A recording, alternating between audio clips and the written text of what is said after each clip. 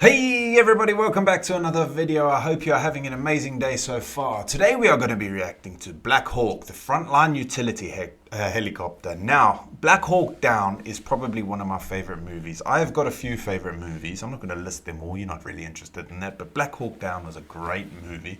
And for some reason, I haven't reacted to this video yet. I've been doing quite a few military reactions, and I don't know why I didn't react to the Black Hawk, because I mean, if you think about it, well, in my opinion, it's probably the most well-known of the helicopters, I think anyway. So we're going to be checking that one out today.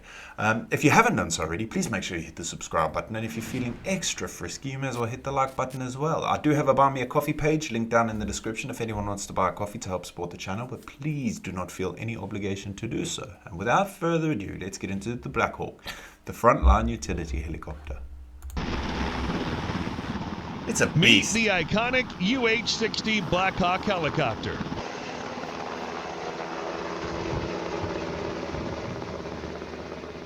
The U.S. Army's primary medium-lift helicopter was the result of lessons learned by the Army during the Vietnam War. While war in Southeast Asia validated the usefulness of helicopters in modern warfare, high helicopter and personnel losses led to a demand for a faster, better... Those things always, like, just the sound of it sounds awesome. Better armored rotary wing transport aircraft. The result was the now iconic UH-60 Black Hawk helicopter, the Army's frontline utility helicopter for the past 40-plus years. 40 now years. In its fourth decade of service, the Black Hawk was developed as a result of the Army's requirement in 1972 for a simple, robust, and reliable utility helicopter system to satisfy projected air mobile requirements around the globe. Named after the Native American war chief and leader of the Sauk tribe in the Midwest. I did not know that. That is so cool.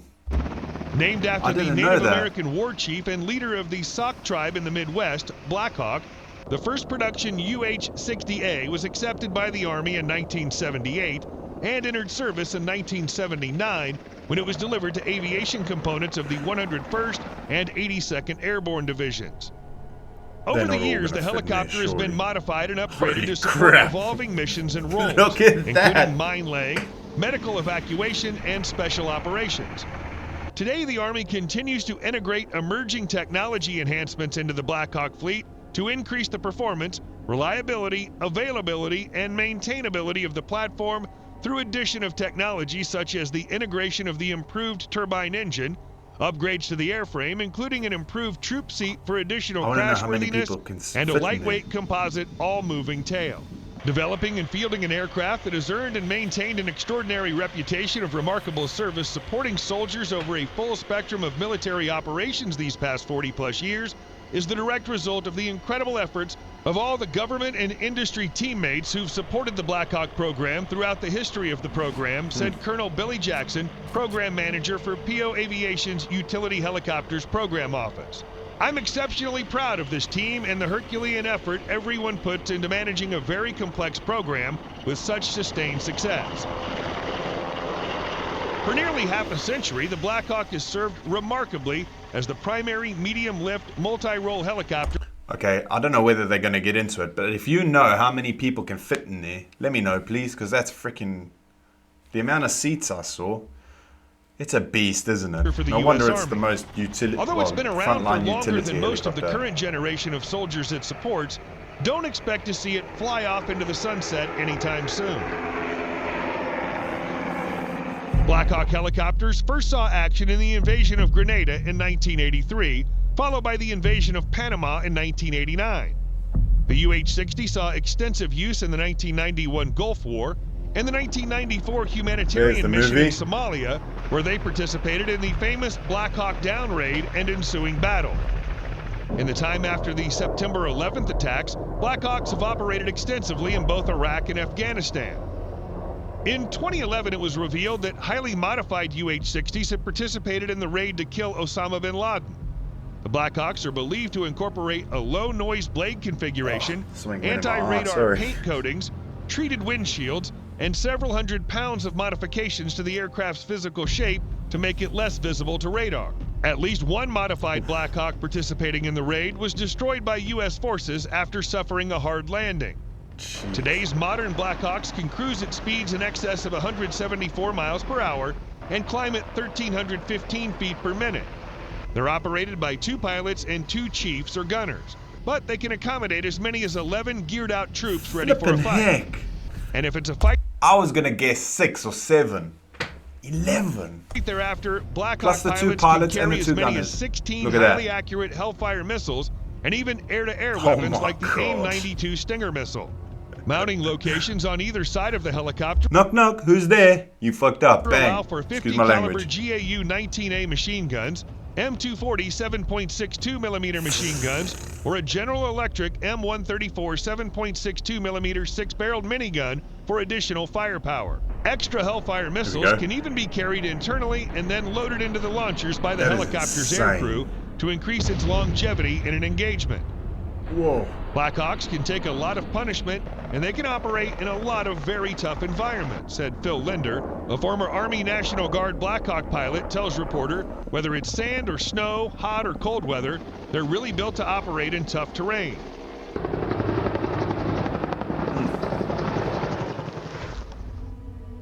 The modern Blackhawk. Today, Lockheed Martin, which acquired Sikorsky Aircraft, makes 4 standard Blackhawk trims. The first, the armed Blackhawk, leverages weapons. I'm gonna grab a screenshot of that as my screensaver for my laptop. That are fully is integrated awesome. into the helicopter's flight controls, which can identify and engage both stationary and moving targets. The UH-60W combat rescue helicopter variant is highly survivable in contested airspace.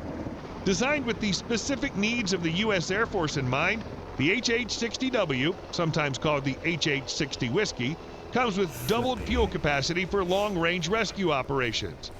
The UH-60M is the latest iteration of the standard Blackhawk platform, specifically for the U.S. military.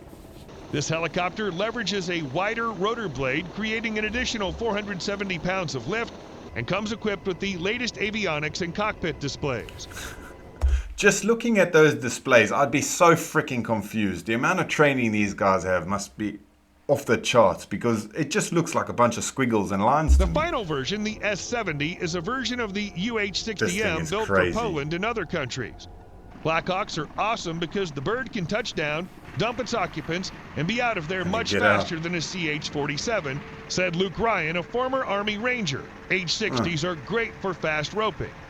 Fast roping is exactly what it sounds like. Troops literally slide down a rope, and it's one of the fastest ways to disembark a helicopter in combat. That's important because helicopters are bullet magnets, Ryan says. You want to limit your time in the air if possible. It's safer for the pilots and crew, and it's safer for all the ground guys to be out of there. It's quite a nerve-wracking thing. Helicopters are bullet magnets. Jeez, like, I don't want to hear that when I'm on the ground where they can take cover and maneuver.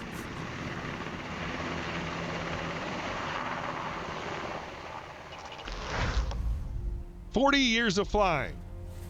Yeah, fair play. Today, That's a the U.S. long old military time. owns and operates more Blackhawks than any other air or rotorcraft, with more than 2,100 airframes in service. Flipping There are another 1,200 H-60 Blackhawks in operation across 30 allied and partner nations.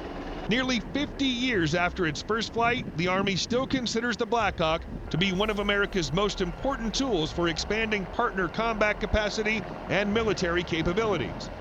Although there are plans to retire the Blackhawk in favor of a more modern replacement. Every time I'm like, yes, he's talking like it's going to stick around forever. Nope, they're going to retire it. The poor bloody helicopter. The Army's made it clear that it expects these highly capable medium-lift helicopters to remain in service through 2030.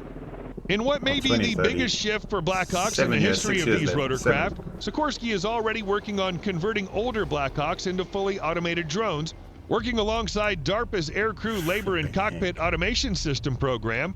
If successful, old and new Blackhawks alike could soon be ferrying cargo and even people without the need for a pilot on board. The now legendary Blackhawk will continue to play a vital... Are they even going to need pilots in the not so near future? Because a few of these videos are saying, oh yeah, we're going completely autonomous. That's crazy if you think about it. That soon maybe you're not even going to need pilots. They're just going to send all these things out with some control, like some guy controlling it from a control room somewhere. That's mental. Vital role in U.S. and allied military operations for years to come. Loss of life. But even as the sun sets on the Army's drab green fleet of H-60 combat rotorcraft, The future still looks awfully busy for this multi-purpose workhorse. Good. I don't like the Black Hawk was things. designed specifically for survival, and it would seem that it's going to go on doing just that.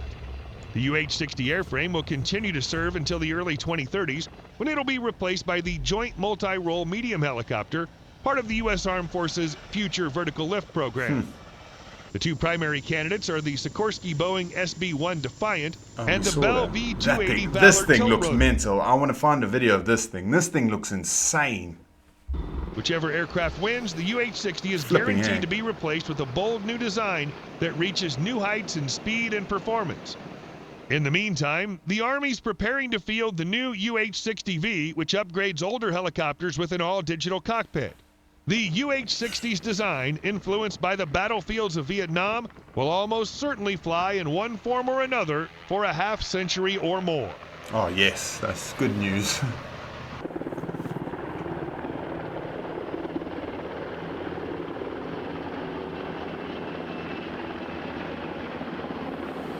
Is that it? Well, another great video. The thing is that, like I've said it before, I hate hearing that they're going to get retired. It's like, you know, you finished using me and then you just kick me out, put me out to pasture sort of thing. I know it's a machine and it doesn't feel any pain, but I don't know, I get that horrible feeling all the time. Any hoops. Thanks so much for watching, guys. I hope you have an amazing weekend, and I will see you all in the next video. Don't forget to subscribe, please. Peace.